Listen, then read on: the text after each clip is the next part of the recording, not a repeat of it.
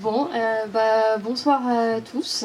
Je m'appelle Estelle, je suis effectivement Engineering Manager à DocuSign et je suis venue aujourd'hui pour vous parler en fait de mon expérience des perf reviews, de ce que j'ai essayé de faire, autant en tant que contributeur individuel qu'en tant que manager, puisque j'ai été 5 ans à Criteo, contributeur individuel, 1 an à DocuSign en CI et 3 ans en manager.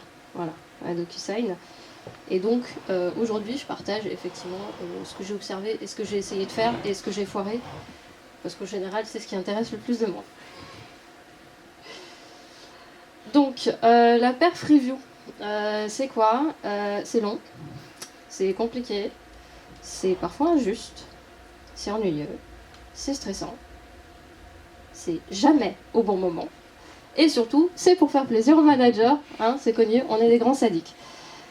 Et donc je me suis demandé au fur et à mesure de mes années comment rendre cette perf review un peu plus motivante. Alors déjà pour la personne concernée, mais aussi pour son manager, parce que c'est pas toujours une partie de plaisir.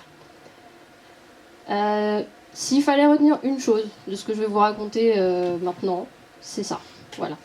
Souvenez-vous qu'en face de vous, vous avez un être humain avec des émotions et pas une machine. Donc il va falloir apprendre à suivre ses émotions, il va falloir apprendre à accompagner avec, il va falloir apprendre à guider. Voilà, c'est fini. Merci. Donc déjà, en général, ce que je commence en tant que manager en tout cas, c'est d'essayer de savoir où se situe chaque personne. Pourquoi ? Parce que déjà, en termes de motivation et productivité, pour moi, c'est quelque chose qui s'alimente l'un l'autre. Et pas que dans un sens. Une productivité basse va entraîner une motivation basse. Les gens, ils n'auront pas envie. Vous êtes sur une vieille techno, c'est instable, c'est galère. La motivation, ils ont beau être super motivés au début, vous allez voir, ça va descendre. Du coup, la productivité continue de descendre, et ainsi de suite. Pareil dans l'autre sens. Si vous avez une forte motivation, que vous arrivez à enchaîner la productivité, ça va réagir. Je vais essayer de chercher à savoir aussi qu'est-ce qui fait vibrer ou au contraire ce qui va bloquer la personne. Ça peut être sur de l'émotionnel, la façon de lui parler, la façon de lui remonter des choses, la façon de lui dire des choses parfois pas très agréables. Et ça peut être aussi sur de la pratique, sur de la techno, sur des choses qu'on lui demande de faire, etc. Et donc j'essaye de savoir un peu ce qui va justement l'emmener et ce qui au contraire va la freiner, pour pouvoir l'accompagner dans les deux cas.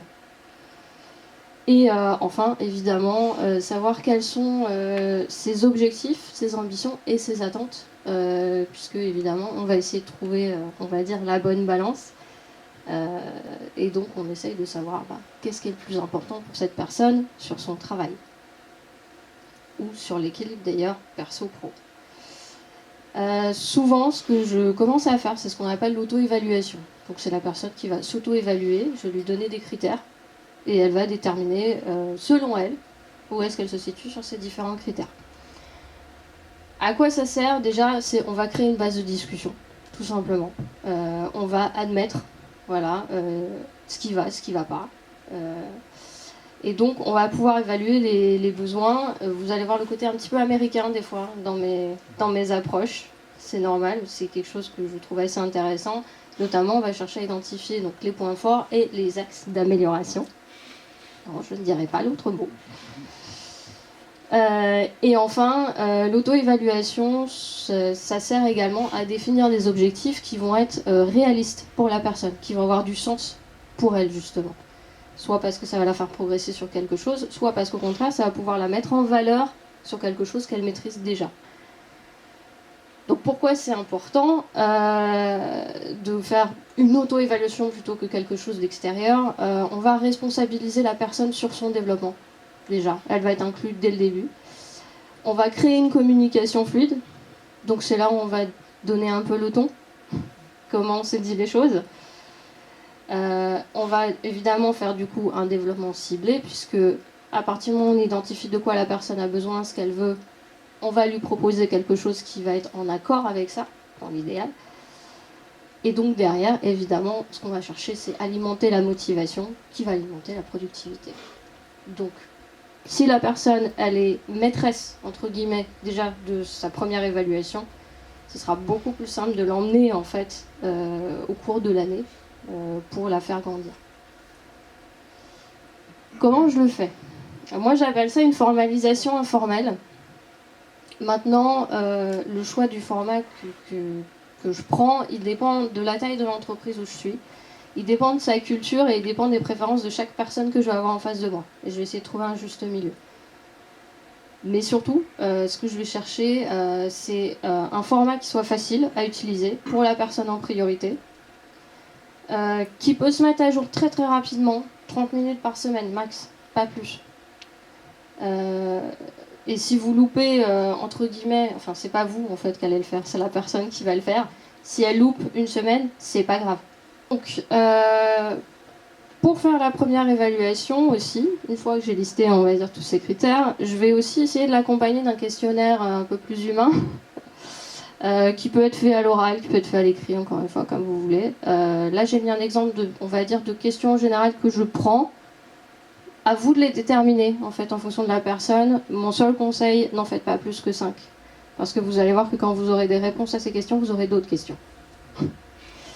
Voilà. Donc, un exemple rapide, je vais demander par exemple à la personne comment elle aime travailler et apprendre, par exemple. Comme ça, si à un moment donné, on va travailler quelque chose où les débutantes, elle n'a jamais expérimenté, je sais déjà, est-ce que je dois lui attribuer quelqu'un ou est-ce que c'est quelqu'un qui fait du self-learning, qui préfère d'abord apprendre tout seul et ensuite poser des questions. Et une fois qu'on a donné tout ça et que la personne l'a rempli, on va déterminer si on est d'accord ou pas d'accord. Comment je le fais? Déjà, le premier élément, c'est écoute active. En anglais, vous l'entendez souvent, active listening. Traduction, ne parlez pas. Ne cherchez pas des solutions pour la personne, laissez-la faire. Et donc, je vais donner à la personne l'occasion d'expliquer ses choix sur ses évaluations. Pourquoi elle détermine qu'elle est très douée là-dessus, pourquoi au contraire elle détermine qu'elle est peut-être moins douée sur autre chose. Et surtout, je vais chercher à utiliser des exemples concrets, pas uniquement du ressenti, et pour pouvoir déterminer justement quand la personne se surestime ou se sous-estime. Le plus important, c'est de rester objectif, on n'est pas là pour juger, mais on va essayer de trouver des données tangibles. S'il n'y a pas de données tangibles, vous avez une nouvelle personne, elle n'a pas encore commencé, vous allez déterminer comment les créer ces données, c'est-à-dire ce que vous attendez de voir. Vous allez donner votre point de vue et vous allez dire voilà, moi, quelqu'un qui sait gérer des incidents, voilà ce que je regarde. Je regarde les tickets incidents, je regarde la vitesse de résolution, je regarde les commentaires, je regarde, enfin voilà, vous pouvez regarder plein de choses, des métriques. Donc, expliquez ce que vous attendez en fait, comme données, ce que vous allez regarder. Et enfin, le plus important, c'est chercher des solutions ensemble. C'est pas le tout de dire ce que vous regardez, il faut que la personne comprenne pourquoi vous le faites et vous vous mettez d'accord sur les solutions justement pour déterminer, ok, est-ce que maintenant on est d'accord sur toute l'évaluation et sur comment on va avancer. Le dernier point, c'est ce que j'appelle encourager la rétroaction continue. Donc, encore une fois, moi, mon approche, c'est la personne est maîtresse de sa carrière. Donc, je viens comme support et soutien et je vais lui dire, n'hésite pas à venir me voir, à venir me demander des feedbacks, des commentaires sur ton document. C'est pas moi qui vais venir toutes les semaines te voir. Donc c'est là où effectivement on va chercher à créer un lien de confiance, faire preuve d'humilité, faire preuve d'écoute. Et ensuite, comment le remplir régulièrement? Donc déjà c'est ce que je disais, encourager la rétroaction, mais aussi la proactivité de la personne pour remplir en fait sa propre évaluation toutes les semaines, idéalement, puisque c'est pour elle qu'on le fait, hein. C'est pas pour vous faire plaisir en tant que manager. C'est vraiment pour elle. Ça lui permet aussi de rappeler les attentes. Parfois, on a plein de boulot, on a la tête dans le guidon, on ne sait plus les priorités. Ce document permet en fait, je ne vais pas dire automatiquement, mais d'aider à reprioriser tout seul, en disant mais moi, on attend quoi de moi exactement en priorité. Donc voilà, c'est une aide pour prioriser.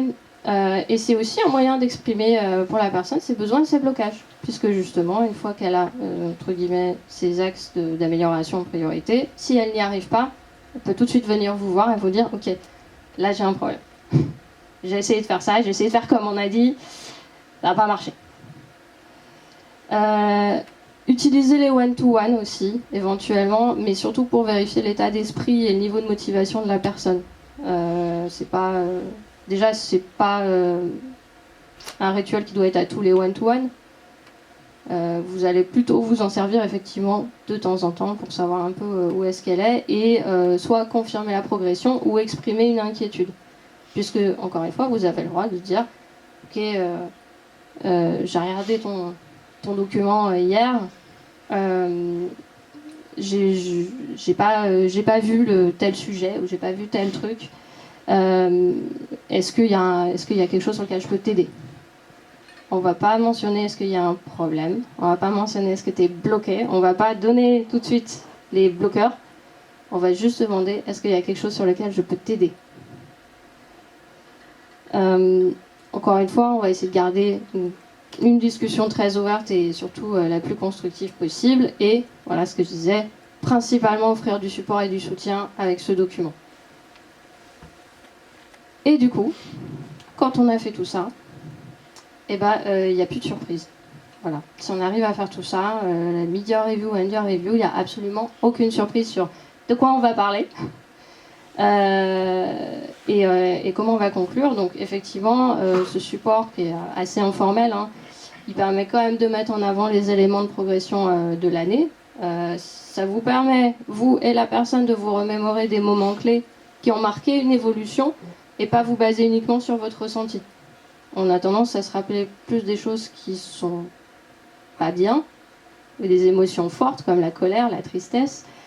Ce document vous permet un peu de rationaliser et de prendre du recul. Donc du coup, vous prenez ce recul par rapport aux différentes émotions fortes et la personne aussi. C'est pour ça qu'il n'y a pas de surprise à la fin sur la conclusion. Par contre, ça n'empêche, ça ne vous exempte pas de la partie administrative. Qui va être de rédiger la conclusion dans les outils appropriés. Donc la plupart des entreprises ont leurs propres outils pour les perf review. Maintenant, si vous avez fait ce travail, vous allez voir que c'est en gros un copier-coller des éléments. Comme vous avez alimenté une discussion, on va dire, la plus transparente possible, vous pourrez avoir à ce moment-là une discussion honnête et constructive, même s'il y a des sujets difficiles. Et surtout, je vous encourage à le faire, encouragez à questionner aussi ce format informel, à le faire évoluer. Donc, quand j'ai fait ça, il y a eu des moments où ça n'a pas marché du tout. Et donc, je vais vous les partager.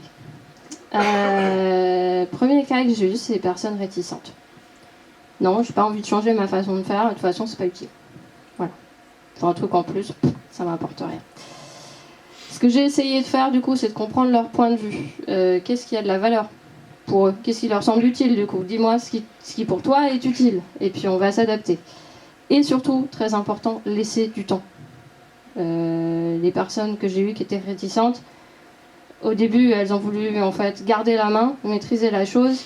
Et puis, au bout de 3-4 mois, elles sont revenues en disant « En fait, on va peut-être essayer ce que tu m'as présenté, parce que là, j'ai pas d'idée. » Tout simplement. Les personnes démotivées. Donc j'en ai eu aussi. Je peux pas en faire plus. Je suis épuisée et j'ai eu des cas effectivement de dépression. Donc là, pareil, parce qu'on a tendance à dire plus. Là, ces personnes-là, elles ne sont pas dedans. Encore une fois, être le plus compréhensif possible et amener cette chose comme étant un soutien.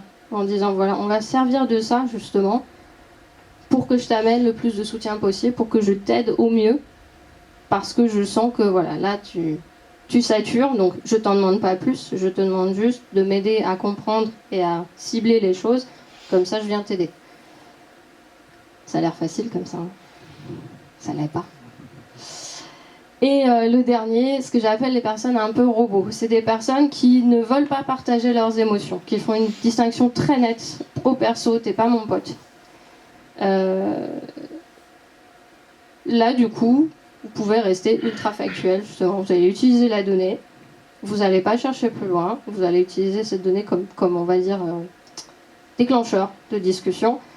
Savoir que les personnes qui font cette séparation distincte, c'est souvent pour se protéger en fait. Soit parce qu'il y a eu une déception, et vous l'apprendrez peut-être plus tard, mais il faut la laisser venir. Il ne faut pas chercher effectivement, si la personne, vous lui posez la question, c'est quoi pour toi l'important pro, perso, vous répondez, c'est pas ton problème, ok. On passe à autre chose. Voilà.